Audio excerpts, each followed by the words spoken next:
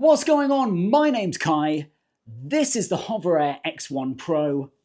This is the Hoverair Beacon. Welcome to CaiLife.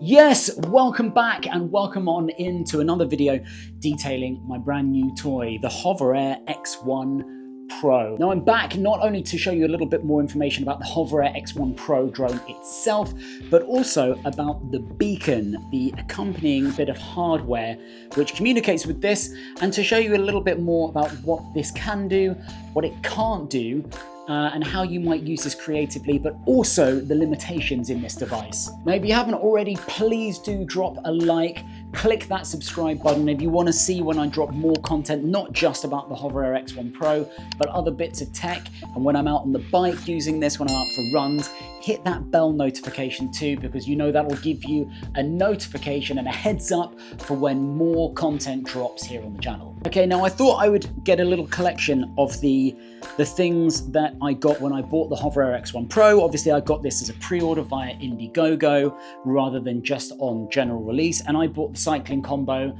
because I knew that I'd want more than just the one battery. I knew that I'd be outside on the bike or running or hiking or using this while I'm out and about. And we know the battery life on these things isn't going to be that good. You want more than one, and this comes with 3. The Hoverair X1 Pro itself, if you're not familiar with it, if you haven't seen my review video, then check that out because that will go into a bit more detail in terms of flying this outside. But we've got this lovely folding form factor. It's the thing that really makes the Hoverair brand unique. It fits in the palm of my hand. Obviously, it lands and takes off in the palm of my hand and easily folds up to a really, really nice small form factor. So when I'm on the bike, that can just about, it's a snug fit, but it fits into my jersey pocket. The cycling combo comes with this felt bag, which is nice to, I guess, give you a little bit of like surface protection for the Hoverair X1, but it isn't going to do the thing which you really need protection from, or rather you need protecting, which is this part, the camera itself and the gimbal. So this, which is, I mean, obviously it moves around because this is what tracks you when you're out and about. This is the thing that really needs protecting. And the Hoverair X1 Pro doesn't come with, as standard, a protector for the camera lens or the gimbal. I think that's fairly integral. And from what I know, the DJI Neo does come with a little protective cover. So I'd want to see some sort of cover for this, see something that doesn't really interfere with the lovely form factor. I wouldn't want some extra heft or bulk, but I think there's enough space to just have something thin that comes sort of just over the top there. Also in the cycling combo comes this, which is in fact, this is in various different parts. So you've got this nice flexy handlebar mount, so that goes around your handlebar, and then you attach this like so. It's got Hover written on the front. This little separate part, that's what the beacon sits in. So the beacon slots in like this. It's a nice magnetic and a clip. So it's a double whammy mechanism here. And then this goes on the bars. And then when you're riding, you can see what the camera can see on the screen. We're going to hit the screen on shortly so you can see exactly what's going on there. This obviously just detaches the same way. Take the clips and it comes off. It also comes with this clip which can go onto a jacket, it can go onto your trousers, your jeans, whatever you like really. It's the same, exactly the same mechanism. So this slots in there. Again, it's a combination of magnets and a clip, and then you have this nice little clip at the back, so I can attach this to my shirt, my jeans, a rucksack, whatever you like. So you might not actually be able to see the screen itself if you've got it clipped to something, but remember I'd say the primary function of the beacon, especially on its own like this, without any of the extra joystick modular bits of hardware, primarily acts as a more robust tracking system. We've got the charger for the beacon, which is another magnetic little connection. So let's just take the clip off there because you can't have any of the attachments on the beacon to charge it because that blocks the magnetic charging port at the bottom, and that just snaps on. USB-C, plug that into any USB-C charger obviously, The Hoverair comes with a lovely 65-watt brick charger. And the thing that I was slightly concerned with, but obviously it's not a game-breaking issue, was whether the 65-watt plug was going to be a 3-pin UK plug. It is. I was slightly concerned with it being a pre-order, and for the fact that it's coming from, well, it come from China, that it wasn't going to be a 3-pin plug. I was expecting a Euro plug, but it's a 3-pin plug, so have confidence. Essentially, if you're ordering it now it's on general sale. If you're ordering it and you're in the UK, it will come with a 3-pin plug. All right, so the beacon. Let's talk about how we get this fired up. And you also might see one of the current flaws with the hardware, which is that it doesn't always play nicely in terms of connecting. So let's do these one by one. We'll start with the hover itself. So we're going to hold the big button in the center and get that fired up. It'll give you this nice chime.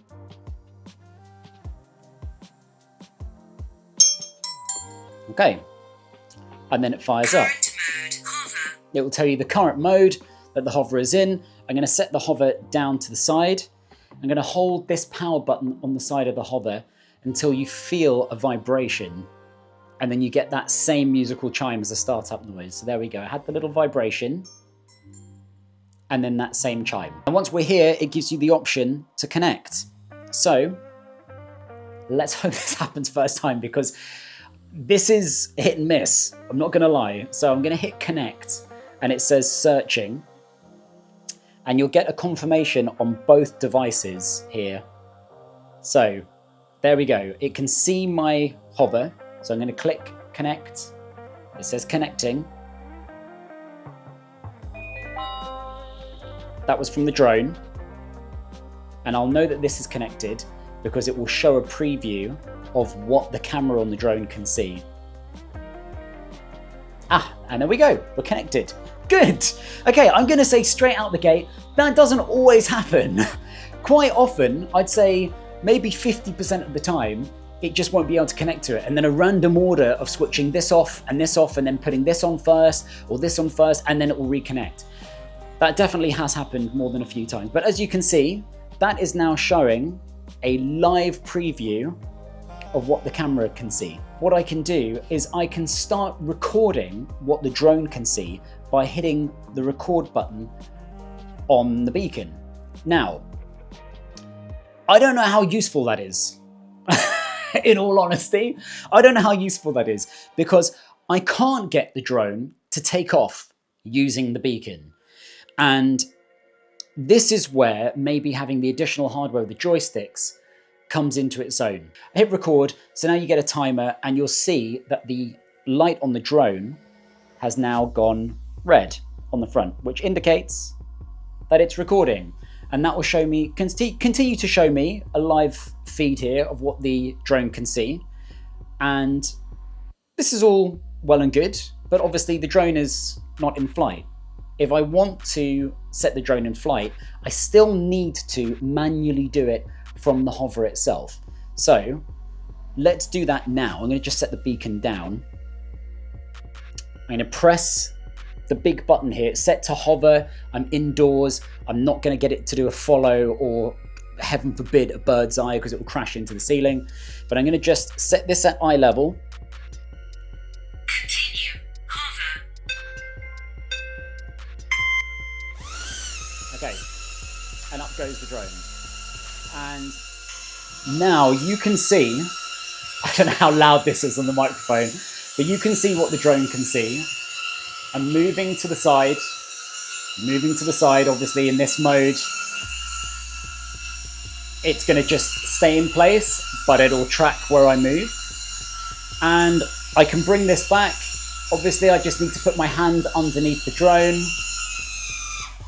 And back she comes and she lands. And obviously we stop recording. As soon as I put my hand to gesture this back, it stops recording. Now what you can do is you can set it to control manually so that you can recall the drone using the beacon. So this is probably useful if you're in hover mode and you've wandered away from the drone, because obviously the drone stays in situ, it stays in place. You can move away from it and it will stay in place, but it will still track where you've gone to. But you can use the beacon to call the drone and get it to return to home. But you cannot use the beacon on its own like this without the attachable joysticks, which are an optional extra. You cannot use this on its own to pilot the drone. And that is worth knowing. You can use the app, and we're going to move on to the app shortly, but you cannot use this on its own, despite the fact that it does have a D-pad. In fact, it has 2 pairs of D-pads, but it has one in particular here, but you can't use this to pilot the drone. Let me show you this feature then of using it manually to return to home. So we've got it at the moment, we've got the drone on hover mode. I'll just show you here. I don't know how nicely this LCD plays with the camera. It actually seems to be fine. As soon as I press this function button, it makes the drone now say manual control on the front. Now what this means is that when I arm the drone, manual control, it will launch.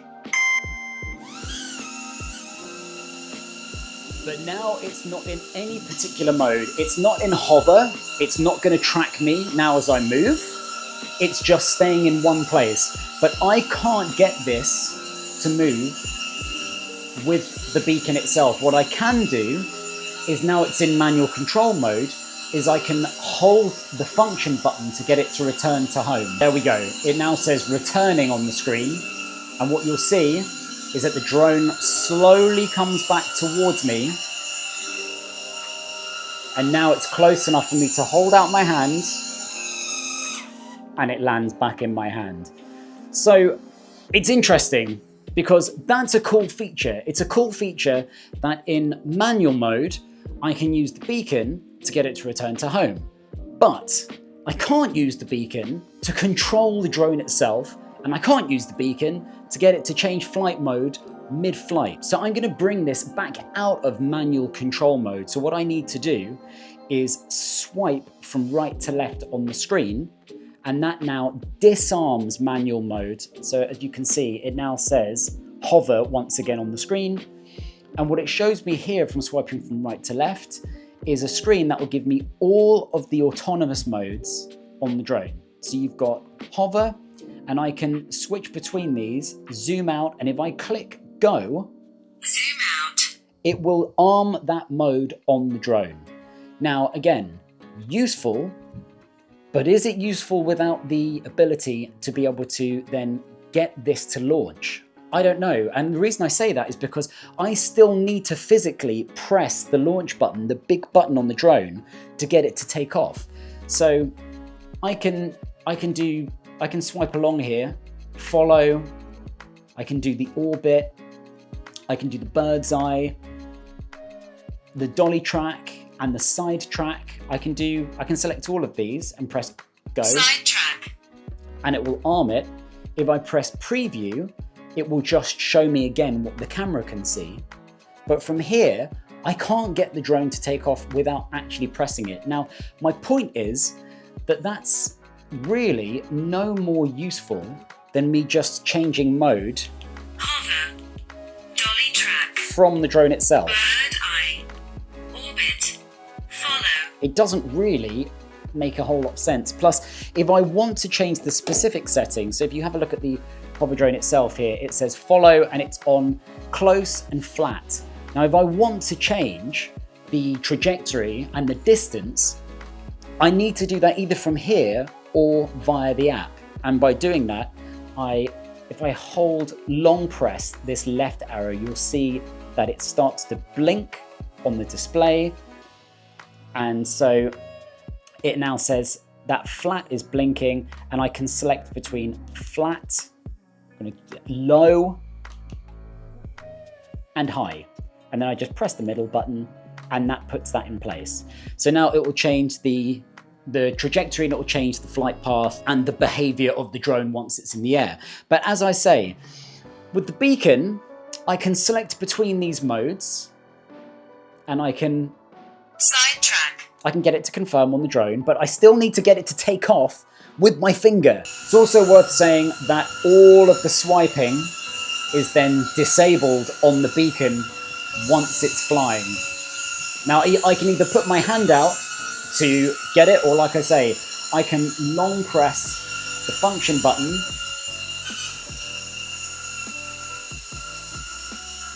and it now says landing. So it stopped recording.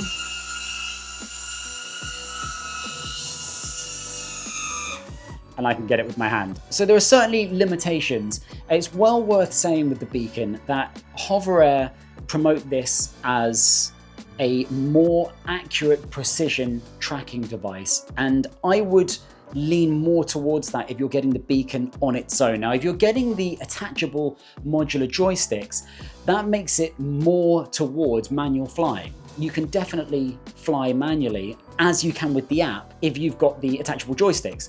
But on its own like this, I would lean into its benefits as a more accurate precision tracker and something that more links rather than just the subject tracking. Because obviously this can lose you. Of course it can, or if there are multiple subjects. We've seen with the original Hoverair X1, if there are multiple subjects, like sometimes there have been videos of people out on bikes and it can get a bit confused if there's a little bit of movement between similar looking subjects. So this helps act as a safeguard against that for sure. And also, I can't tell you how useful it is to be able to hold this or have this on the bike and be able to see what the drone can see if it's not in my field of view. So if I'm not using the dolly track feature where it's ahead of me and I can actually see it, if I've got it in follow mode or it's behind me, or even if it's in orbit and it's gone behind me, that I have something in front of me, I have a screen in front of me that alleviates the need for me to constantly check and see where it is. Because, okay, yes, you can hear it and it makes a sound, but we'll all have that anxiety of, is it there? Is it in trouble? And being able to see what it can see at least alleviates some of that anxiety. Okay, so some other screens on the Beacon. So swiping from high to low, you've got an update. You can update the firmware. Needs updating, please. You can update the firmware. Firmware's already updated. You've got the remote control mode, and then it gives you, bizarrely, options in landscape as opposed to portrait with different configurations of the joystick. We've got the joystick calibration mode for when you've got the attachments again. We've got the system language. You can format the SD card. Remember, this has onboard storage. You can add a micro SD, but it has onboard storage, which, I mean, it's quite generous, to be honest. It's about 60 gigabytes or so, 64 gigabytes. You can then click on the hover setting for sound recording. Now, the Beacon has a microphone in here, and this has the option. This is one of the other benefits of the Beacon. The Beacon will record sounds, or record ambient sound, or obviously will record your voice, and it will essentially noise gate the sound of the drone. So it will prioritize ambient and vocal sound and get rid of the sound of the drone. Useful if you're looking to record outdoor sound. I mean, obviously, if you're recording B-roll with this, or you're having music over the top and you don't need to prioritize voice, then fine. But I mean, you can hear just when the drone's in flight in here, and I'm using my DJI Mic 2, you can hear how obtrusive the sound is. So this is quite a useful feature. Now we're just going to set the Beacon down to the side here. I'm going to keep the drone on. I'm going to show you the benefits of the Hoverair X1 app. So we need to connect to it first. Now I don't know how nicely this plays with connecting to the Hover whilst the Beacon is connected, which has disconnected the Beacon, but now has shown this for here. So the Beacon has dropped connection for me to be able to connect the app. Drone has just confirmed that it's connected, but the Beacon is not connected. If there is a workaround for this, then please tell me. But what this is telling me is that potentially the tracking capabilities of the Beacon are completely nerfed if you're using the app to manually control your drone. So once you've connected, and you can disable this, it doesn't need to show every time you have it, but it's just talking to you about omni-terrain. So it says, before omni-terrain is activated, please avoid flying in the following environments: water surface, low light, large height variance, or if the ground texture is not clear. And I'm not quite sure whether that's showing a carpet or a dog, but maybe don't fly it directly over a dog. Now what we can do is we're going to tap there in the bottom right, tap for manual control. It says it's connecting to Wi-Fi. The drone on the front says manual control. And now using the phone, what you'll see is we've now got a large big screen on the phone showing what the camera can see. And now from here, we get more functionality than from the beacon. The beacon, by the way, is still disconnected. So we're going to launch the hover using the button on the front. Manual control.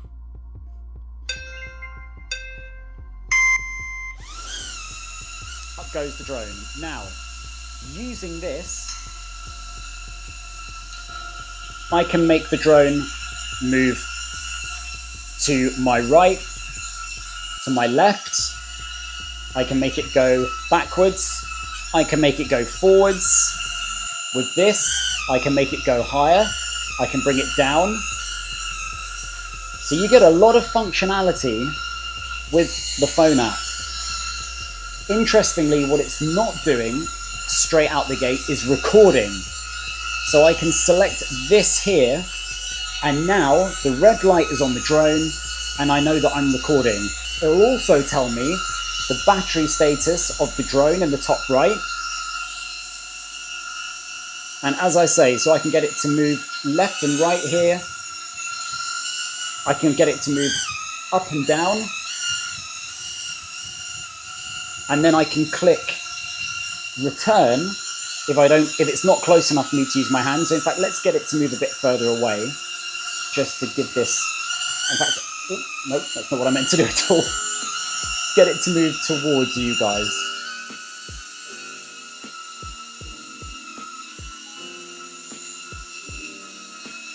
Okay, there we go. I'm going to click this return. So it gives me a little prompt and it says ready to return to home. It will return on its flight path. I click return to home.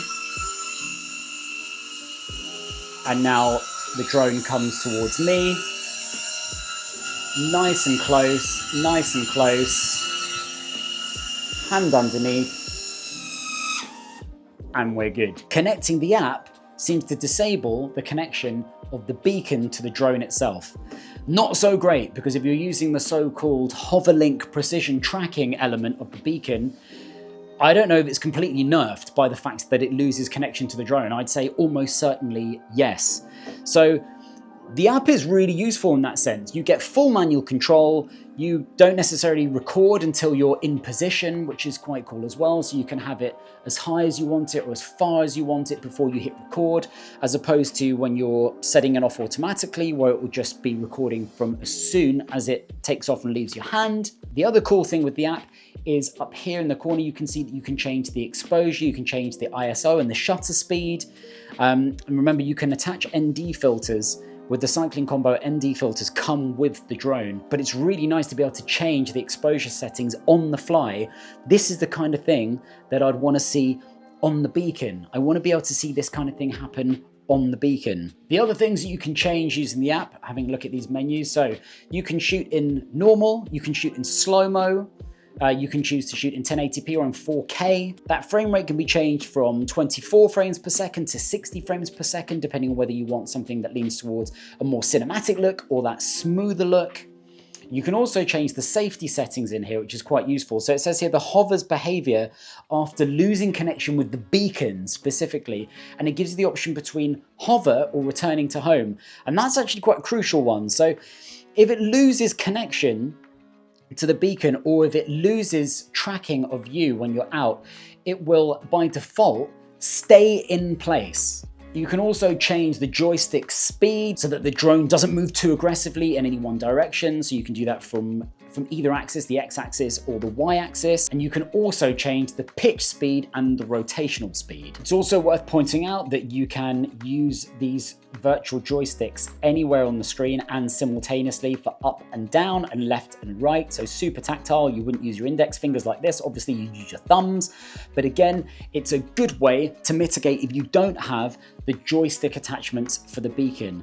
Like I say, if you're on the bike, maybe not so useful. I think the whole kind of point with having the beacon was a way to alleviate having extra bulk, and I certainly wouldn't want to have my phone also on my handlebars. Whole point is that I want the beacon to be able to fill that gap, and at the moment it doesn't really do it in terms of being able to control the drone and have a full manual experience with the beacon by itself. Now on the app, you can see what's stored on the drone here. So if I click on Hover's album, It will connect to the hover. It will give me the, do you want to join? Yes, I want to join. Once you've done that, it will show you your hovers album and you can download that footage straight to your phone. It actually works really well. And I will say that as a comparison, anyone that's got a GoPro, and I love my GoPro, and this is the GoPro Hero 13 Black, but the GoPro software is really temperamental in terms of connecting to the GoPro Quick app. This has been flawless. So this connection and downloading footage onto my phone has been super flawless. So I can see all the new things. It will show a low res preview, and then I can just choose to download that. You can see how quickly this downloads from the hover. That's already done, and then you can see that's downloaded and it turns into its full high-res 4K footage. It's so awesome how easy it is to get the footage off the drone. Obviously you have the same option. there's a USB-C out on the side. Where is it? I think actually it's only accessible once you fold it. Yes, it is. So the USB-C here on the side, usually I'll just plug that into my PC or my MacBook and get footage of that way. Obviously I can pop out the SD card if I wanted to go down that route, but to be honest, the easiest way is just the USB-C out. But if you wanted to just quickly grab something and download it onto your phone, it's so easy. It's so straightforward. That does work really, really well. Each of these screens also have a settings in the top right, and clicking on that will prompt the drone to confirm what mode you're in, and you can just get and really dial in what you want each mode to look like. So say if I want this to look perfect for TikTok or an Instagram reel, I can change the mode to vertical mode. And now what we'll do is that will film content that right out the gate is perfect for going on to a portrait form, as opposed to me having to crop in after the event. I hope this video has been useful to you guys. As ever, if there's anything that I've missed or if there's anything that you want me to particularly record or talk about, then do let me know. I've got this hardware now. I'm more than happy to have a play with it and to test things out. Like I said in my review video, I know how much of a leap of faith it is getting a piece of tech like this and making sure that you've got any assurances that you can from an unbiased, neutral viewpoint, I know is super useful. So if there's anything I've missed or if there's anything that you'd like me to get in terms of content or talk about in terms of the software or the hardware, then please do let me know. And as I say, please do consider dropping a like on this video and hit that subscribe button if you like what you see, because I love making this stuff for you. And I'm always so happy to hear that it's been useful in helping you to make a decision on whether to purchase something like this. Until next time, thank you so much for joining me, you guys. I'm Kai, this is the Hoverair X1 Pro. Until the next video, take care, much love, and peace out.